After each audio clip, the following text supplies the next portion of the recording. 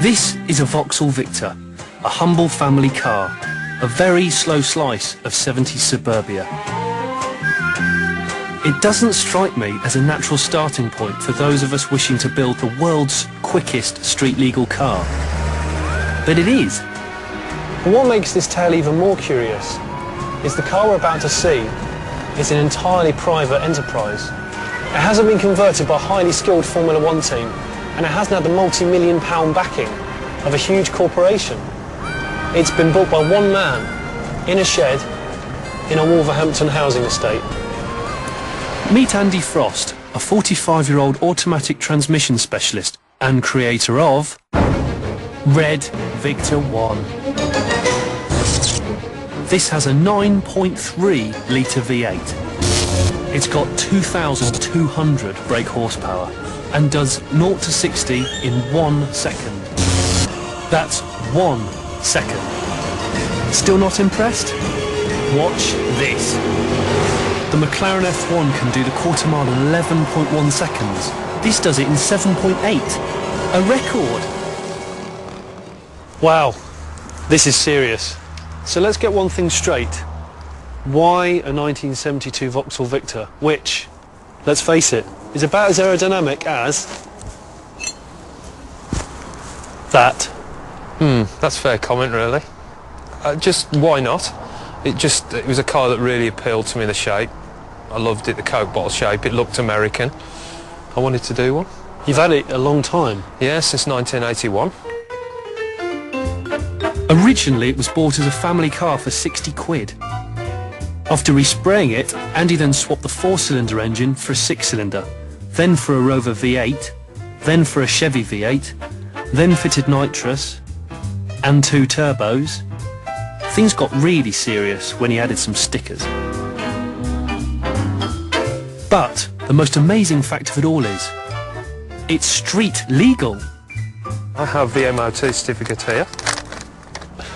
It does indeed, you're not lying. And it's tax exempt. And tax exempt. Pre-1973. So it's all free, which is really good. So, ballpark figure, how much do you think this car owes you?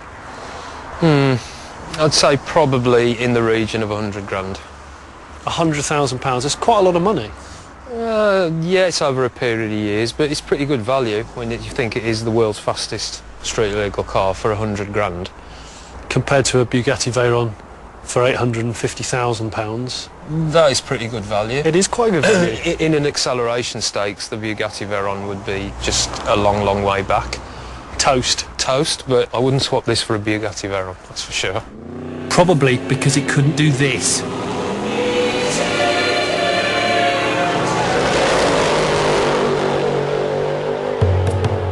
So what makes it so fast?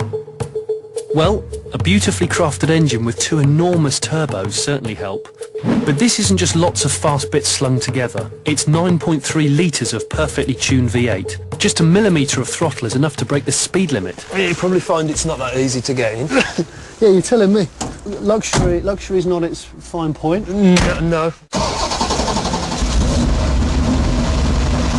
Satan was a car, this would be Satan.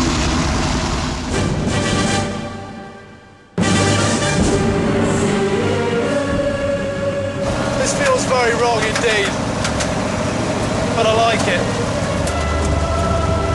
How tempted are you to just give it a bit of a squirt? All the time. All the time. Yeah, it's an adrenaline rush. It's actually quite comfortable as well.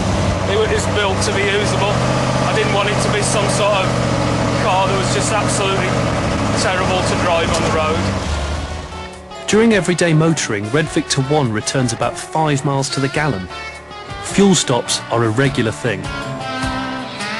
So, how easy is it to actually drive this thing? Really easy. Just as easy as any other car. It's just the fact that you have to be aware that you've got 2,000 odd horsepower under your foot if you put it down. Give it a squirt.